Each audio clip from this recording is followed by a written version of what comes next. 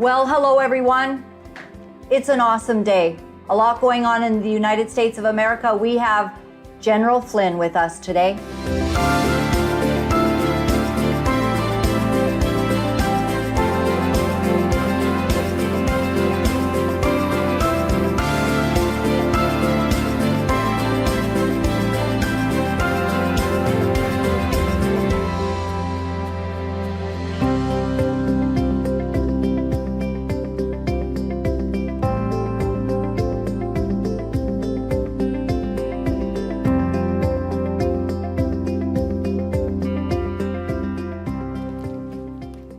Well, hello everyone, and welcome to the beginning of the last days. My name is Laura-Lynn, Tyler Thompson, and what a great day. We have been trying for a very long time to get Lieutenant General retired Michael Flynn to the show, and he is here today. And so we will start with what we do every single day, and that is with reading from my dad's Bible. I miss him. We lost him about 2 years ago, and he went to his forever home, and he was an incredible man.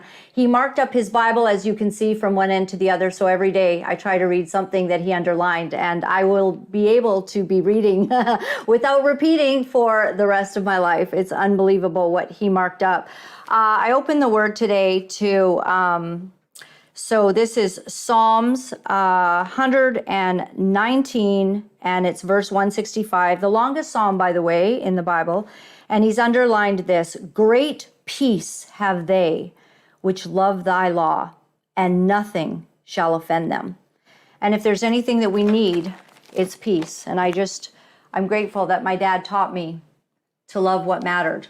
And what matters is truth, honesty, being able to stand for righteousness, character, and all of those words embody our guest today. Let me tell you who he is. Lieutenant General retired Michael T. Flynn is a retired Army general with over 33 years of service in the United States military and chairman of America's Future, a 501c3 nonprofit. His public service included selection and service as a foreign policy advisor to several Republican U.S. presidential candidates in 2016, and subsequent appointment and service as the National Security Advisor to the 45th President of the United States of America, Donald J. Trump. General Flynn is a national best-selling author. He holds 3 master's degrees and is a recipient of numerous military, intelligence, and law enforcement awards. I want to show you this clip right here to give you a little sample of his upcoming movie. Take a look. War is this massive racket. I mean, we are at war constantly. Peace is the aberration, and war is the norm. So if I was to give a grade, like you get in grade school, right? I give us an A+ for participating in these never-ending wars. I give us an F for winning. When we fast forward to today, really from the 60s, 70s, 80s, 90s, 9/11, and the wars that we're constantly at, and you tell me when we weren't at war, for those that are running our country, they want this perpetuation of war. And you have to ask yourself, what is the purpose? All we're doing is we are spending. There are those that are profiting, and there are those that are sacrificing. War is the easiest racket.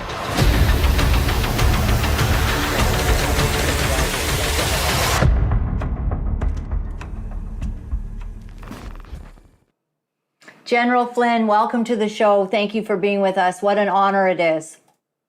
Wow, Laura-Lynn, and thank you so much for having me. And thanks for hounding me down too. I know I get busy sometimes, and it's been a while since we met. And yeah, it wasn't easy. It wasn't easy. Toby was just nonstop, but we didn't want to miss an opportunity. Thank you for your service to our country, sir. Thank you so much. And yes. I know we don't have too much time, so I want to get into whatever you want to talk about. 100%. So I'm American and Canadian, and we have a large Canadian audience. A lot of Americans watch, but we are really taking a look at what's going on in the U.S., and it's very alarming. Even what's happening, with the attempted assassination against Donald J. Trump. The DNC today, they're offering free abortions and vasectomies right outside. This is not the same America that maybe our parents might have grown up in. Yeah, it's crazy. I grew up as a Democrat in a Democrat family. I actually went into the White House working for Donald Trump as a Democrat. I say it. I actually talk about this in the movie. Yeah, I talk about this in the movie because I never really looked at politics like people like politicians look at politics. I look at it as, that's the way I grew up because we were in sort of an era of JFK is when my family kind of grew up, right, in that era. And of course, JFK was assassinated. And I talk about him in the film, and I talk about his assassination and how we have to relook all the assassinations of the 60s. And here we are. And I did all that prior to the assassination attempt of Donald Trump here recently. So, I mean, our government is very, very capable, and elements in our government are very capable of doing anything to remain in power. And I think that we are in a place right now for our country where people have to put, American citizens have to put their political ideologies aside and say what is best for America. And do you want to stay as a constitutional republic? Democracy, right? We're a democracy, but we're really a constitutional republic. Do we want to remain that way based on a sound rule of law, or do we want to go the way of the wolves and become a communist nation? Because it is very, very clear that the two competing ideas are no longer Republican versus Democrat, and the way that the sort of the old way of the Democrat Party used to be in the Republican Party. Even though the Democrat Party, and I can tell you, my family wasn't inclined. We're from Rhode Island, Massachusetts, or southeast Massachusetts, or southeastern Rhode Island area, and so we kind of grew up in the sort of a blue collar, pro family, pro life, pro small business. I mean, we were from a small or small town, sort of lower middle class Irish, family, 9 brothers and sisters. Our family is really a family of military legacy, and that's kind of who we were. But now what we have to do as Americans is we've got to decide: do we want to continue on with this experiment that our founders created? And it's that serious. This is not, another presidential election, politics as usual, big government versus little government. This is whether or not America is going to continue to be the United States of America, or do we go the other direction and we become very quickly the United Socialist States of America under a form of communism and tyranny, where we have a very elite tyrannical group at the top, an oligarch, as they call them, over in Russia and China, with a basically a lower class, you can call us slaves or whatever, but it's a lower class of people because they've ripped apart the middle class of our country through a variety of ways, through a lousy economy. The COVID really did break the back of a lot of small businesses in our country. So here we are right now, and you saw you're showing Mr. Angry. I call him Mr. Angry there at midnight last night. Mr. Angry comes on, and this is supposed to be a time of joy. Give me a break. It's a freak show. It is absolutely a freak show. And wait for the remainder of this week, watching the DNC convention. I mean, it's an absolute freak show. And so anyway, I'll stop there because I really do believe that we are in the throes of being taken over, sort of the final blow of communism that's going to take this country over as we come into this election. If we don't get people to realize that we are at the risk of losing everything in our country here in the United States of America. Well, I know that they really went after you, and they've now imprisoned Steve Bannon. What do you think about things like this that are happening to good people? Yeah, so I believe that they're gonna put Donald Trump in prison on the 18th of September. Steve Bannon is in prison purposely because, and at this time, because they didn't want Steve Bannon to have an impact, nor did they want Bannon to go back and work for Trump, because Bannon and I worked very closely with Trump during the 2016 campaign that we won. and they did not want Bannon to have any part of that. And so they removed him from the battlefield, so to speak. He's in a prison up in Connecticut right now. They actually put a guy like Peter Navarro in prison for 4 months. Now Peter just came out, and Peter's helping out in some ways, but Peter needs to recover from being four months in prison. And look at all the J6 people that are in prison, and so many of them are in prison, and they've never even been in front of a judge yet. So there's no rule of law that's equal in our country right now. There's no DEI in our country for conservatives or for people who are who believe in the United States of America as it should be. If you want to take up the mantle of DEI, you want to take up the mantle of social emotional learning, you want to take up the mantle of critical race theory, you can go break all the laws you want, and nobody's going to touch you. Nobody's going to touch you. We still have people that burned this country and killed people and destroyed property and have yet to be held accountable. And now I'm talking about Antifa under the rubric of Black Lives Matter. And now we have these Palestinian protesters all over the place, never mind up there in Chicago, all over the place. And they're damaging and destroying parts of our country.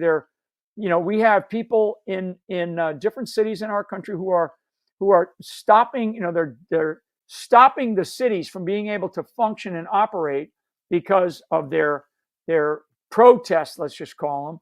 And they're getting away with it. Nobody is arrested. Nobody's taken in. Nobody's, put in prison. Only people who support Donald J. Trump, sadly. And it's not about supporting Donald J. Trump. It's about people who are standing up for America. If you stand up for America, if I wear a red, white, and blue shirt and a red hat, and I walk down the streets, or somebody sees me getting out of my car in a parking lot, no matter where you are, you might get your car keyed, you might get beat up, just because you believe and love America. That's the crazy situation that we face right now. And I will say this again. On the 18th of September, Donald Trump goes in for his sentencing hearing. And I believe this Judge Marchant out of New York is going to put him in jail. I pray that I'm wrong. I really, really pray that I'm wrong. But I believe he's going to put him in jail. And I don't know whether it's for a year. People are talking a year, 5 years. He's going to put him in jail. And no lawyer in this land will have any better answer than I have, because we've never been here before. So we don't know. One, we don't know whether he'll do it or not. Two, if he does it, we don't know what that means. And what does that mean for his ability to campaign? Obviously, it hinders it, but maybe that's the point. Maybe that's what they want to do. They cannot beat this man, in politics. They can't beat him because he's so authentic and he's so tough. And now they tried to kill him. So then they try to kill him. I mean, literally put a bullet in his head, and it hit him in the head. And people need to get away from the conspiracy theories. That happened. That's not a conspiracy theory. Somebody tried to kill him, and you could say all you want about, who's behind this guy. That's the question that does need to be answered. So on that regard, the assassination attempt of Trump. But now we're moving forward, and we're watching all this other stuff unfold, where they dump Biden, who got elected by the primaries, 14 million votes in the Democrat primaries. Kamala Harris didn't get elected. And as I'm watching the Democrat convention, we were only through day one, I'm now starting to wonder, do these people actually that are getting up on stage, like Biden, like the Clintons, like others that are going to get up on the stage tonight and tomorrow, do they actually believe that Kamala Harris can actually win the presidency? I don't believe they do. In fact, I am almost certain that they don't believe it. So what does that mean? Does that mean that they finish this week with her still in the hot seat? Or do they do something else? Did they do something else crazy, like bring that guy in, Newsom out of California, or Michelle Obama? I mean, these people have already done it to Biden with Kamala. Why not? Why not do it again? That would be fascinating. It would be mind blowing. Or do they go into the election and just steal another election? So Right. Now the question is, if that's the case, if the latter is the case, how do we overcome that? And I think that we can overcome that by having more and more people get involved. I am hearing, and I don't know if you've heard it, but breaking today, and I'm all for it. I've been asking them to do it for over a year. That Bobby Kennedy is probably going to step down at the end of this week and throw his support behind Donald Trump. And then what I would want is I would want Trump to say that I think he's already said he's going to bring Elon in, and Elon's already talking about some kind of government efficiency task force. The biggest nightmare for the left would be having General Mike Flynn, Elon Musk, and Bobby Kennedy, heading up the Department of Government Efficiency. You can call it other things if you want, but that would be their nightmare. Amazing. And believe me, it would happen, and it would be very effective, and it would work. It would work. We would make this government work for we the people once again. So how would it work if they put Donald Trump in jail? Can he run as president from behind bars? Yeah, he's on all the ballots in all 50 states. So he's there. His name is there. The ballots are already printed, and now they'll have at the end of this DNC convention, they'll confirm all the printing of ballots. That's why I just talked about whether it's Kamala or not. We don't really know. I'm not going to say until this convention is over. But once those ballots are printed and they're on all 50 states, both Kamala and Trump is right now. Bobby Kennedy apparently is not. That once those ballots are printed, then he's on the ballot, and he's on the ballot for president of the United States, even if he's sitting, in a jail cell in Rikers. And I mean, not that I wish that on him. I don't. I pray that I'm wrong. But he could still do it. He could still do it, and it would be amazing. And it'd be such a an epic thing, really. Yeah. I mean, I don't wish it on him at all. No, it's terrible, I don't. And once he's confirmed as president of the United States, then he walks out of prison and and transitions. Does he pardon himself? Does he pardon himself? Pardon himself. Yeah. Not until he becomes president of the United States, which it wouldn't be until January 2025. So, yeah.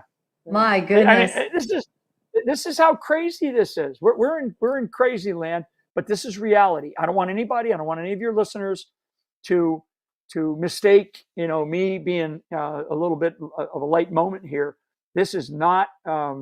This is very serious. The United States really of America is at grave risk. I just want to play a 20-second clip of somebody saying that Donald Trump is the one who's going to weaponize the justice system. Take a look. Donald Trump would be able to weaponize the Department of Justice to go after his political opponents.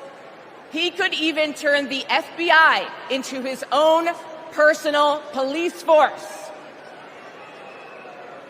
That is not how it works in America.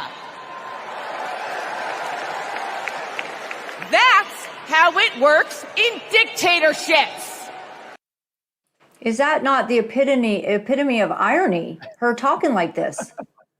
I mean, tell me about it. You're talking to somebody who the entire system of government, from the White House, from the Oval Office to the Department of Justice, and the entirety of the intelligence community was weaponized against me. So if there's one person that can answer, that can say she's full of what, she's full of what. I mean, that's called projection. That's called propagandizing. That's called lying to the American people.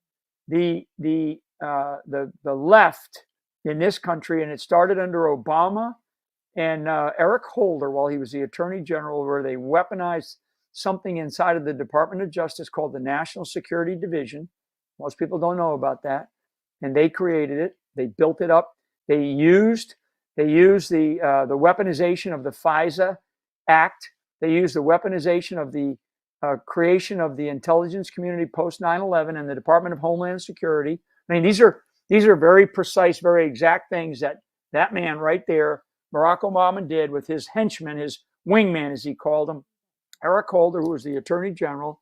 They built a structure, and that structure is now essentially the fourth branch of government, right? And that fourth branch of government is really the United States intelligence community and whoever runs it. Well, they're running it right now, and it needs to be taken apart piece by piece, like some Lego set that needs to then be either kept shut down, or some parts of it may get recreated to do missions that actually our nation could could still conduct, but not the way it is right now. And I'm talking CIA, FBI, parts of the Department of Justice, especially the elements inside of Washington, D.C.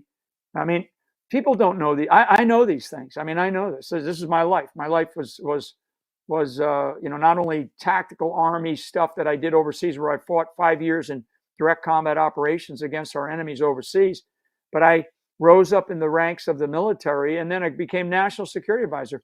You don't do that because somebody sprinkles fairy dust on you. You do it because you have, demonstrated a competency and a capability to be able to perform those jobs. The most senior intelligence officer in the Department of Defense at one time, led one of the largest intel agencies in the world, became the national security advisor to President Donald J. Trump. So, and then the entire system of government came down on top of me. And if people watch the movie Flynn, Deliver the Truth, Whatever the Cost, they will see that it wasn't just elements of the left. It was also people on the right, mainly people that were in the Trump White House. And I call them out in the film. So I know how this system operates, and I know how to fix it. We would need the full weight and authority of the President of the United States to do it, but I believe that Donald Trump would allow us to do it. In your movie, it highlights Tucker Carlson talking about how dangerous they thought you were. Why did they think that you were so dangerous?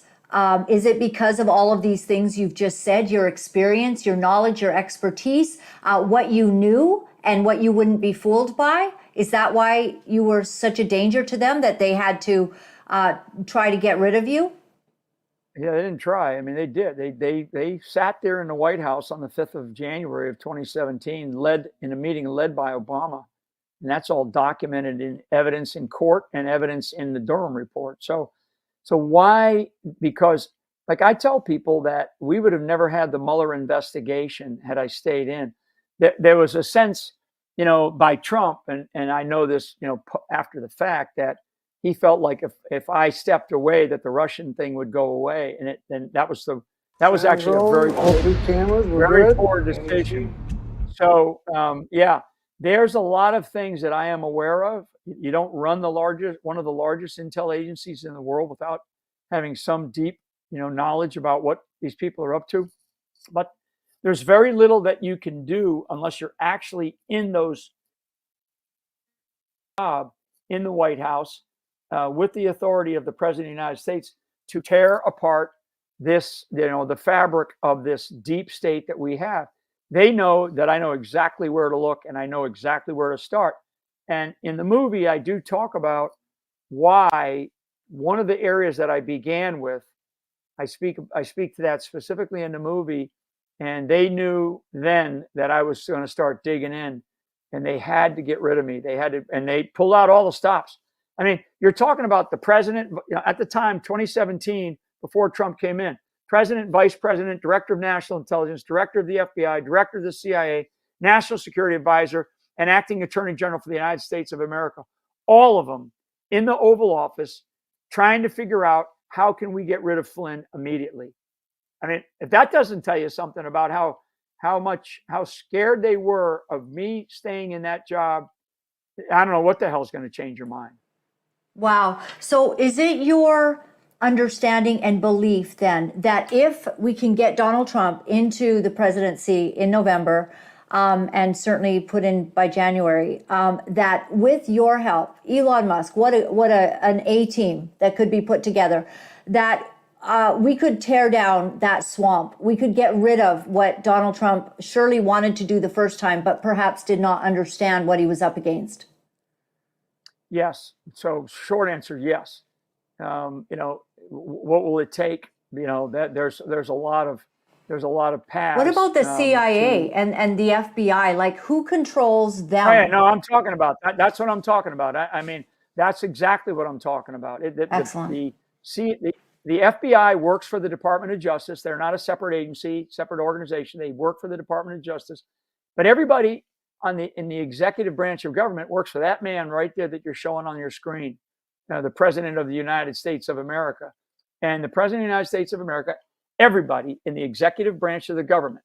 And so this fourth branch of government that I mentioned earlier, that is now elements of the CIA, FBI, Department of Justice, some elements within the Department of Defense. They know. So those that listen to this podcast, this show, will know, and that because there's a lot of people that follow me, and there's a lot of people that want to hear what I have to say, that don't, that aren't on my side, right? That are going to be that are in government right now, and they're going, holy crap, we cannot allow this guy to come back into government, because they know exactly what I would do. And with the authority of the President of the United States, in this case, Donald Trump, with some help, obviously, Elon Musk, great, brilliant guy. But Elon, I think part of him, he would not know necessarily where to begin.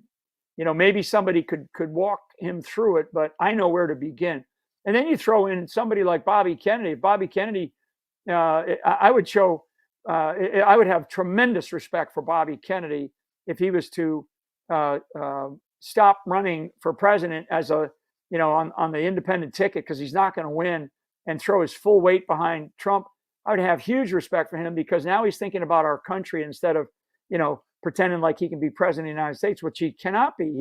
He just can't win. He's a smart guy. He's a great guy. Actually, I don't believe in all the stuff that he believes in, but Bobby Kennedy would make there's a couple of roles in a Trump White House that I can see him being in that would do great service to our country. And one of them would be to help sit down with a whatever we want to call it, a group of people, a commission, if you will, but not a commission run by senators or congressmen. They do nothing.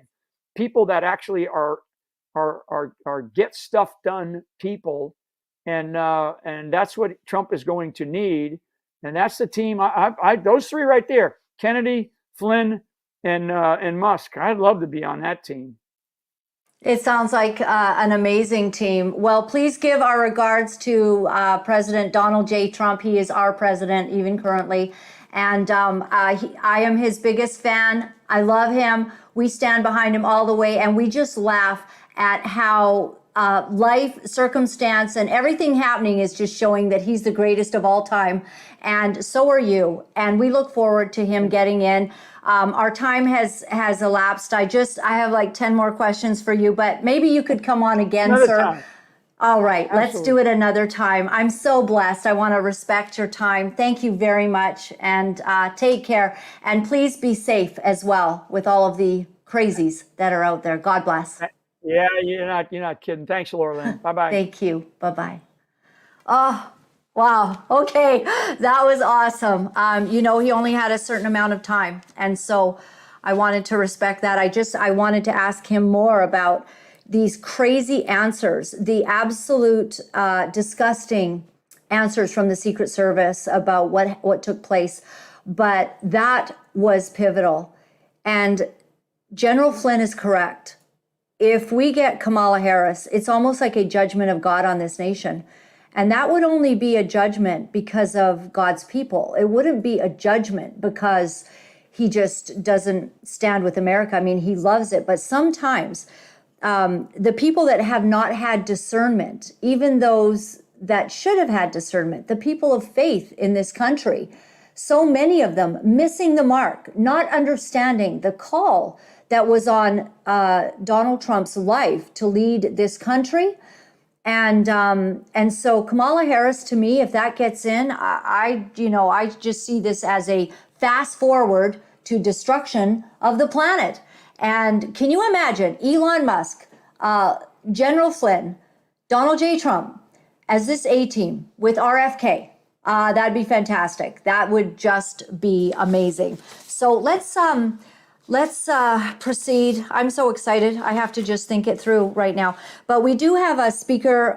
We did that one already. Chris Wallace on CNN is noting the hypocrisy of the Democrats fawning over Joe Biden when they basically threw him under the bus just a few days ago. Take a look. The word that everybody is using to describe tonight is bittersweet. It's just bitter. The fact of the matter, I'm not saying Joe Biden is bitter, but, you know, it's like you've been thrown out a window, and as you're falling, you go, gee, it's nice out here. No, he got thrown out of a window, and basically he was forced. You know, there's going to be a lot of talk tonight about how generous it was of him and selfless of him. He was basically forced out by Nancy Pelosi and Barack Obama and Chuck Schumer and Hakeem Jeffries. And I suspect even the fact that there has been this surge of enthusiasm since he left and Kamala Harris took his place, that's got to be pretty tough, too. You got thrown out of a window and everybody's applauding the person who's now in the room. I bet it was not Biden's favorite night last night. And he did come across, like General Flynn said, extremely angry. You know, this is not the joy fest that they're trying to have. And, you know, for those of you a little bit worried about this surge with Kamala, let's remember just, you know, right before they got rid of Biden and knifed him in the back, as Obama so kindly just walked him off that stage as if he was the big, you know, daddy. And Joe Biden's, you know, the old little grandpa that needs to be shown how to get to the door, which he does. But Obama in that moment showed his true colors because he knifed Joe Biden in the back in a public way. He's like, come here, old man, I'll just show you off. You know, nope, he didn't have to do that. He could have said, could have walked up to him. No one can hear what he's saying. Isn't this amazing, Joe? All right, well, listen, I'm gonna let you lead the way off the stage, right? It's time to go. Something like that. Let Joe have his moment. No, he didn't want to do that. So I just can't stand it. You know, the camera does not hide things. Sometimes you can make stuff up and you can, you know, put out press releases and put out the narrative on an issue, but the camera does not lie and when you actually see it. And that's why, you know, Kamala, I don't know. Mamala Kamala. That's how I know how to say her name. So Mamala basically is experiencing this sort of surge right now because it was anybody but Joe. And a few weeks ago, they didn't want Mamala. No, they were like, who's going to go? It can't be Joe. Joe Cena. We didn't think it'd be this bad. Yes, we wanted him as a puppet for 4 more years, but he can't do it. Clearly, he cannot do it. So anybody be put in. They did not want Mamala. Not at all. And now that she's in, big hoopla, you know, because they have to. There's no other candidate. They're in the biggest fight of their lives, too. They want to have tampons in the boys' bathroom. They want to be able to give women abortion pills right outside of the DNC. And, I mean, if you think I'm making that up, that's what they're doing. They're actually able to give you a vasectomy right outside of the DNC. This is Loopville. I mean, have you lost your ever-loving minds? So what is that population control vasectomies? They're like, I get it. Some, you know, you've had enough kids and you want to go get a vasectomy, but you have to offer it outside of your huge convention. What does it say about who they are? And then they talk about how they have to bring in migrants. Well, because we need people to work. We don't have enough people to do these jobs. But you're killing babies and giving random vasectomies to everyone. And everyone who probably doesn't want to have kids anymore because you make it sound like, you know, we're going to be taken out by the climate in the next 10 years. Just absolutely, absolutely insane. But can I tell you how I survive life? I survive life by knowing that there is someone in charge. It's not Donald Trump. It's not Mamala. It's not Justin Trudeau. There is someone who holds the keys to all of this. He is God. He is unstoppable. He's irrefutable. He's undeniable. And he's in charge. And he raises even those who are evil for a season, for his purposes. So if somebody should take the reins, it's because God is giving a message. We pray for Donald Trump to get in. I believe he will, because we had that prophetic word from the guy who said, Donald Trump, I just see a bullet going past his ear. And, you know, that guy, we played the clip. And the rest of his prophetic word was that Donald Trump would get in, and then that there would be a season of great economic trial.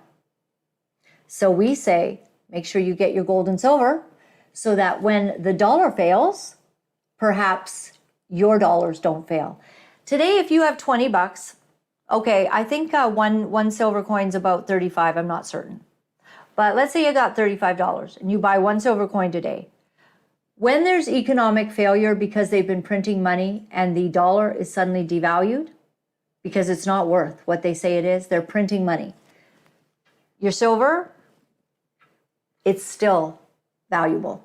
It has not lost its value because it is valuable by its intrinsic worth. It has weight. So make sure that you don't sit at home and keep your little nest egg in the bank and maybe you've invested. Listen, you're going to have to, I am not a financial advisor, but if you've invested fiat currency into these investments, what do you think happens to them when the dollar gets devalued? So govern yourself accordingly, be wise. Also, we want to continue to talk about one of the most amazing interviews that I did. I want to remind you again that if you will take B17, it literally kills cancer in the body. B17, Laetrile. Take a look at this video.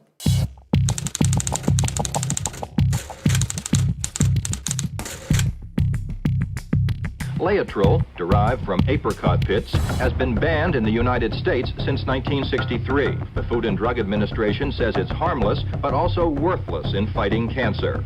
But in Mexico, it's legal. Newsweek estimated that 70,000 Americans went across the border to get Laetrile in Mexico.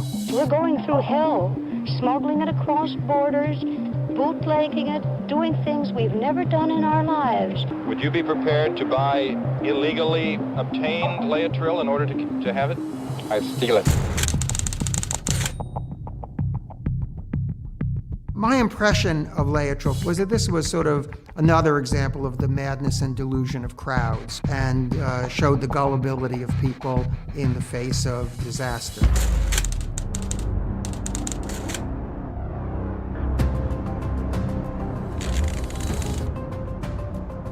I came away quite astonished, really. Sloan Kettering pleaded with the assembled powers that be in the medical field. That's to say, the FDA, the National Cancer Institute, the NIH, and the American Cancer Society. The bottom line was, you know, we think that we should do clinical trials. They're excited about it. Suddenly, the statements that they were making, each of the top leaders, became increasingly negative. Nothing was happening scientifically to trigger those comments. We tried to find out from scientific information available whether there was any real scientific evidence that the drug amygdalin, or the so-called Laetrile, had any effect on cancer in any form, and there was no such scientific evidence. We do not have evidence. There is no evidence. That's a lie. Quite pure and simple a lie. It crystallized in my mind that this was a cover-up. And my response was to leak the documents. I wanted my job, and I also wanted to have a clear conscience. The second opinion was largely anonymous. It was written by Sloan Kettering employees. You had no protection of your freedom of speech. You would have been fired if you had associated yourself publicly. We couldn't believe that people would actually do this and lie about a promising treatment for cancer. They should, for their own good, they should come clean about this. Because it's, you know, you can't live a lie, whether you're an individual, you know, or an institution. That lie will weigh you down. Wow.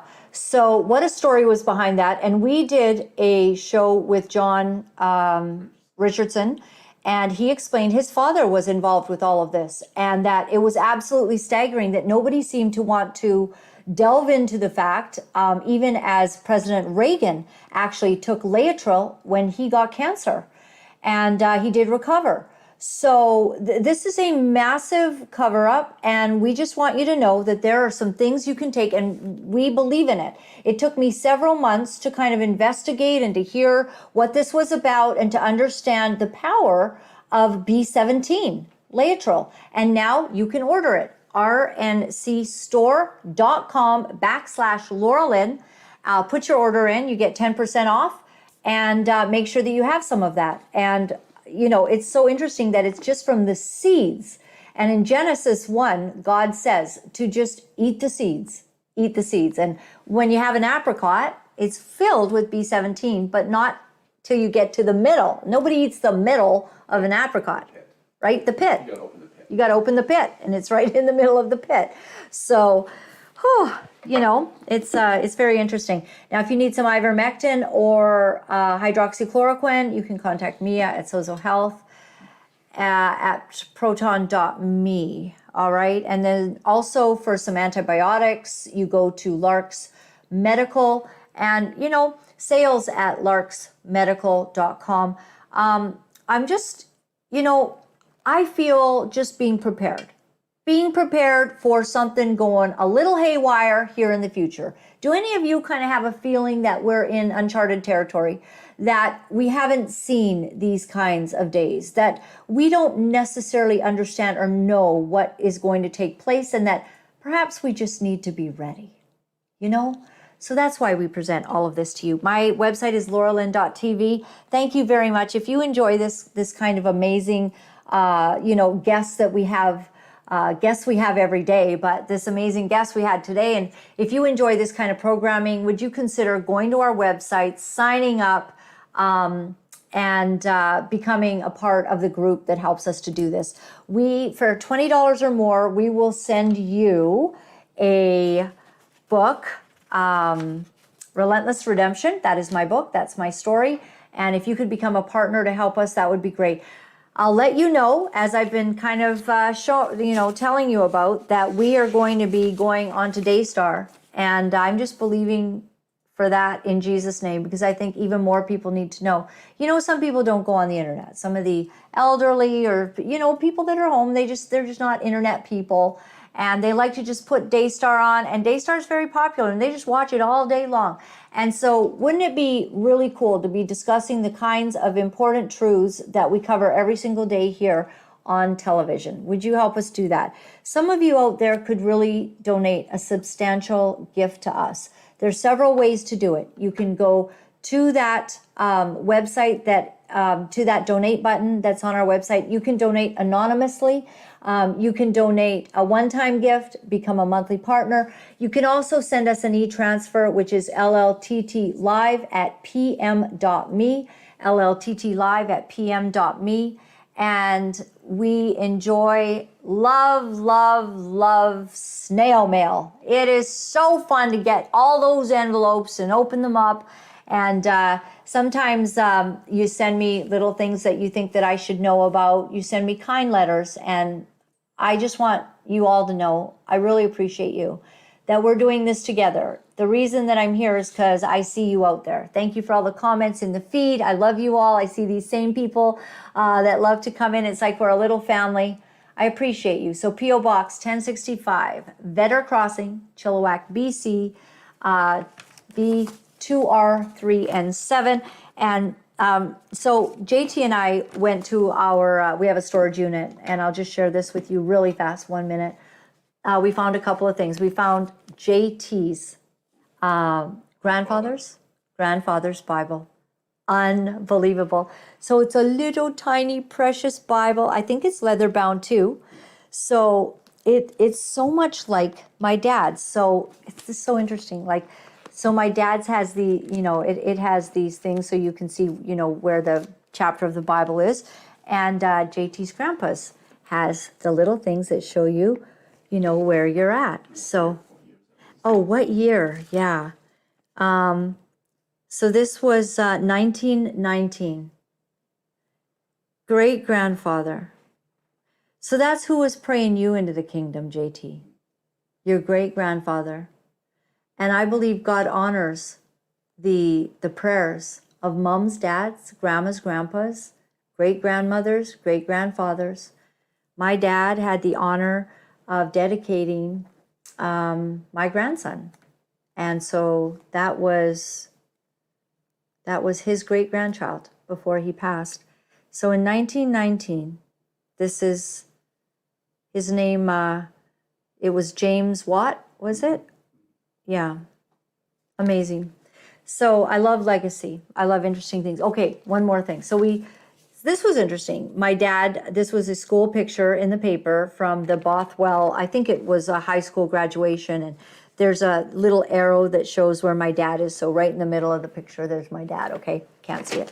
But on the back of this magazine or this, this newspaper, you could get a house. So you could buy North Green Lake, $9,300 for your home, 2 bedrooms, a basement, AC, oil heat, fenced and landscaped. Did they have like AC? Like, does AC mean AC? Yeah. Fenced and landscaped, detached garage, easy terms, and it's $9,300. Would you guys like a house that costs that? All right. You could get a bungalow for 2, a garden spot for $6,500 terms. This solid little bungalow is just the ticket for a couple. Very clean and neat, cozy living room, large kitchen, utility room, sewing room, of course, because everybody sewed. Oh, thank God that's over. All right. And bedrooms, shower, blah, blah, blah. So call on ad. South End Brokers, you call them. Wow. So this is wonderful. Another here, beautifully landscaped, hot water heat, 3 bedrooms, $11,450. So spacious, gracious, brand new home, $13,000. Wouldn't that be neat? So this is why the young kids today are going like, we can't afford it, because what's your starter home in British Columbia? At least 400,000, 300,000. I guess you can get a dive, 500,000. Maybe a home that you have to fix up. Yeah, it's like the down payment, so that's why kids are, beside themselves. I love y'all. I'm going to leave you with this scripture. This scripture in Isaiah 61, it says, the Spirit of the sovereign Lord is on me, because the Lord has anointed me to proclaim good news to the poor. He has sent me to bind up the brokenhearted and to proclaim freedom for the captives and release from darkness for the prisoners, to proclaim the year of the Lord's favor and the day of vengeance of our God, and to comfort all who mourn, and to provide for those who grieve in Zion, to bestow on them a crown of beauty instead of ashes, the oil of joy instead of mourning, a garment of praise instead of the spirit of despair. This is a prophetic word written by Isaiah 61. Isaiah 61 is the passage that Jesus, when he came to earth, it was their family's turn to read in the synagogue. And if you know this passage, Jesus was just sort of one of the people. He hadn't yet come out as the Son of God to be crucified. And he was in the synagogue. And he opened up the scriptures that day, and it came to the reading, which was Isaiah 61. And Jesus himself then reads the great prophet's words. And he says it as if it's about him. He says it in front of all of the parishioners and the people that were in the synagogue. And he spoke it with such power and strength that it shocked them. And they were like, who is this? Isn't this Mary and Joseph's kid? The illegitimate one? Yeah, Mary was like, before they got married. Sad family. The little bastard child. Is this not Mary and Joseph's child, who gets up in the synagogue and reads, the Spirit of the sovereign Lord is on me, because the Lord has anointed me to proclaim good news to the poor. He has sent me to bind up the brokenhearted and to proclaim freedom for the captives. And when Jesus had done reading this particular passage, as outlined in the Gospels, he then shut up the Bible and went and sat down. I guess they called it the Torah or the scroll. And he went and sat down, and they all went, who is this man? Just reading that like he was something special.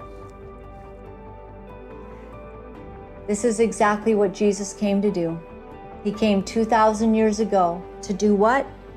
To bind up the brokenhearted, to comfort all who mourn. Are you mourning? Is there something that's sad in your life? Is there a heartbreak? Is there something that's wounded you? It's Jesus who comforts us, who binds up our broken heart, who gives us the strength to carry on. It's Jesus who does that. And it says to provide for those who grieve. If there's any grief out there today, if you've been sad about something, it is the salve of the power of the Holy Spirit who now is here on earth. Jesus returned to heaven, but he said, I am sending a comforter, the great physician, the one who heals, the one who brings joy where there was sadness. That's your promise for you today. God bless. See you tomorrow. You know, it's not easy to deliver the truth of what our sick world is doing, but for some of us, we feel that we have no choice. Because if we are silent about these abominable things, then we are letting evil go unchecked, and we cannot do that. For those of you wonderful people who are writing me and are sharing your encouragement, I am deeply grateful. Thank you for all the letters that you've been sending. Thank you for the donations and the support. I found out that in order to speak the truth, you have to become very, very strong. If you would go to my website at www.laura-lynn.tv, you'll find all of the ways that you can contact me. Remember, my friends, all is well. All is well. Thanks for joining me.